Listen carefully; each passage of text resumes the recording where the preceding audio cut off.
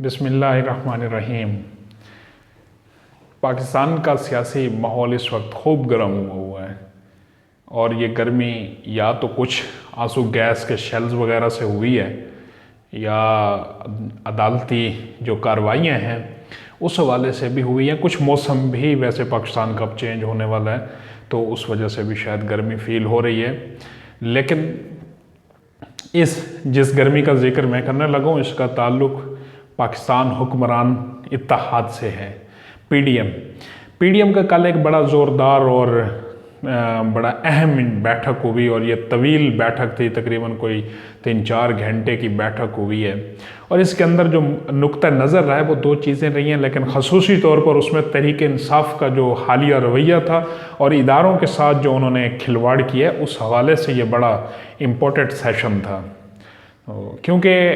हमने देखा है कि जहाँ पर पंजाब पुलिस भरपूर एक्शन में नज़र आई थी, फिर इस्लामाबाद पुलिस के डीआईजी ऑपरेशन भी ज़ख्मी हुए थे ये ज़मान पार्क कार्रवाई के अंदर, तो इस पर सिर्फ हमें जो नज़र आ रहा था वो सिर्फ पंजाब की जो निगरान गवर्नमेंट है वो नज़र आ रही थी on the back of Punjab police. तो वहीं कल फिर हुक्मरान जमातों के सरबराह ने भी बैठकर ये फैसला किया कि रियासत मुखालिफ बयानिए को कुचला जाएगा।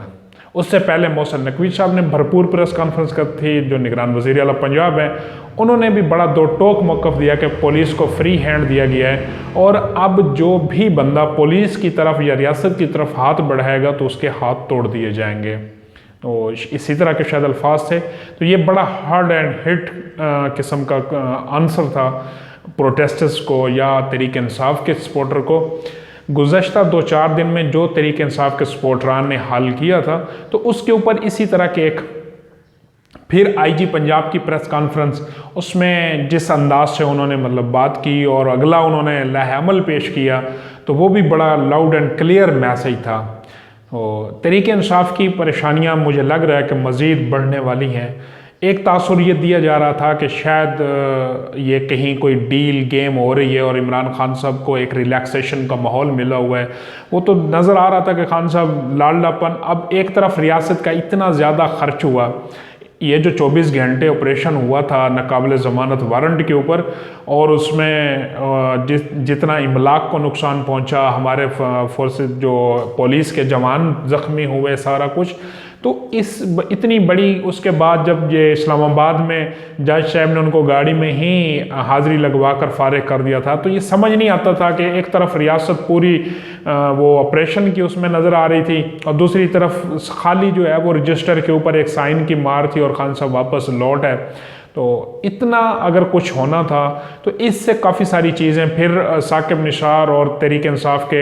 एडवोकेट जो वकील हैं इमरान खान को, उनके दरमियान जो ऑडियो लीक हुई तो काफ़ी गंभीर सूरत हाल बनी हुई थी। तो कल हुक्मरान इत्तेहाद ने ये फ़ैसला किया, एक तो जिन्होंने ये कार्रवाई की थी रिया इदारे के ख़िलाफ़, पंजाब पुलिस और इस्लामाबाद पुलिस के एहलकारों के ख़िलाफ़, जिन्होंने जो आगे से शील्ड बने थे इमरान खान के लिए और उन्होंने पेट्रोल बम और मुख्तलिफ डंडा सोटा और ये खूब बरसाया था,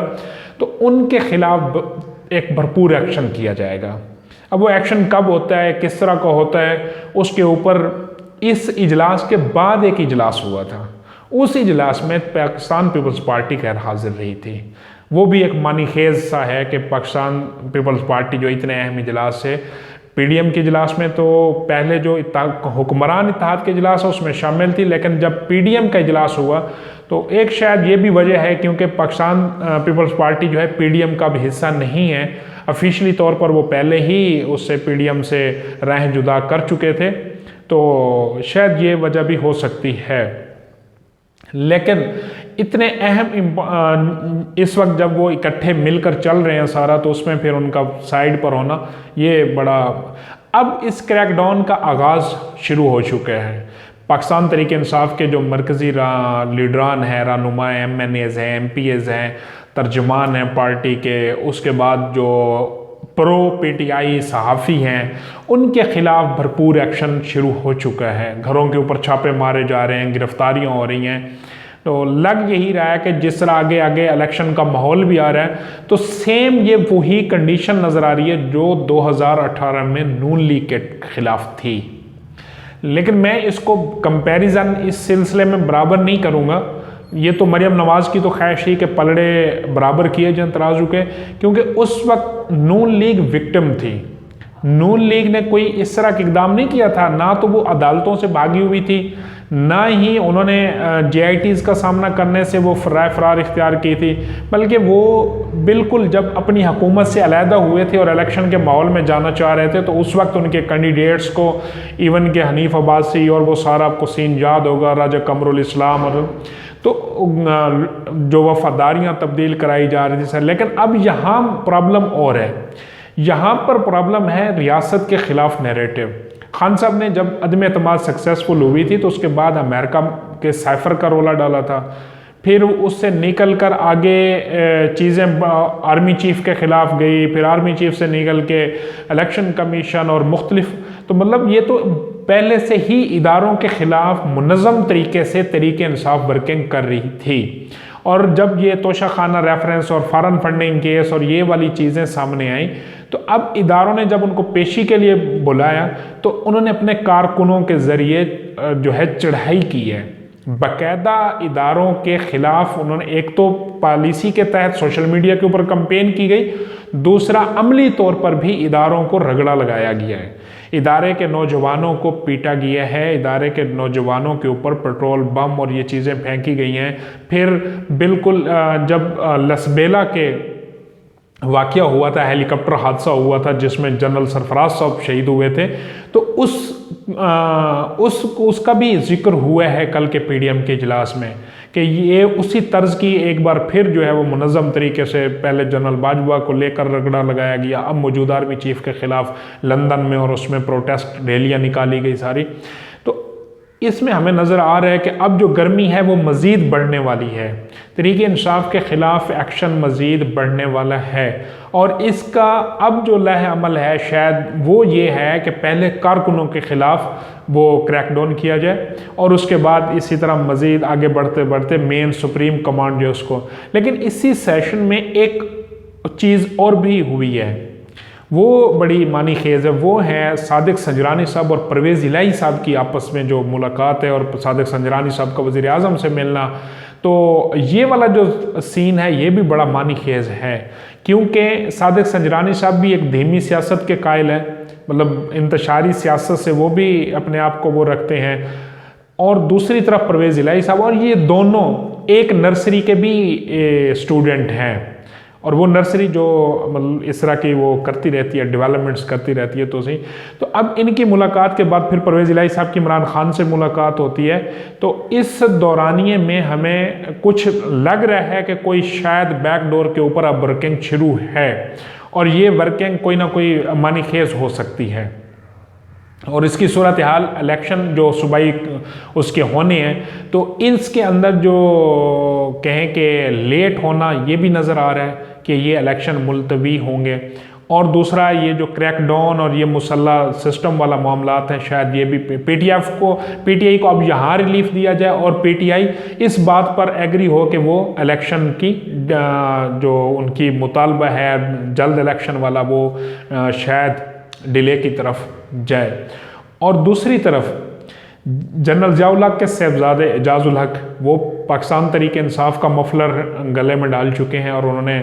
बल्कि शेख रशीद साहब ने तो इतनी वज़ादारी नहीं की कि अपनी एक पर्सन जो पार्टी थी, सिंगल पर्सन पार्टी, उसको उन्होंने जम नहीं किया था, इत्तेहाद किया था। लेकिन जनरल ज़ियाउल हक साहब के बेटे ने इमरान खान के साथ जो है मेहरबानी और एहसानमंदी वाला मामला किया है, और अपनी बड़ी सारी जो पार्टी है उसको जम कर दिया है तरीके इंसाफ के अंदर। अब वक्त बताएगा कि ये आगे किस तरह ये सिचुएशन चलती है। बहरहाल एक जिस वक्त जनरल ज़ियाउल हक साहब का साहबजादा एजाजुल हक पाकिस्तान तरीके इंसाफ का मफलर पहन रहा था, तो उस वक्त PTI के सपोर्टरान लंदन में जनरल ज़ियाउल हक के पोस्टर के ऊपर जूते बरसा रहे थे। तो ये बात शायद एजाजुल हक साहब ने फिर बाद में देखी होगी, और वो जानते भी हैं कि इंसाफियों का और इस जो तरीके इंसाफ के नौजवान हैं इनका क्या रवैया होता है ये तो कभी ये भी कहते हैं कि जो आर्मी चीफ होता है वो बाप होता है, और फिर वही बाप गलियों में और उसके अंदर वो उसके पोस्टर्स को और उसके बैनर्स को और उसके नाम को जूतों के साथ वो कर रहे होते हैं। और ये तो एक पूरी कहानी है, वो तकरीबन सारे हर कोई जानता है। तो एजाजुल हक साहब भी शायद अब जान जाएंगे, पहले भी जानते होंगे, लेकिन जो फिल वक्त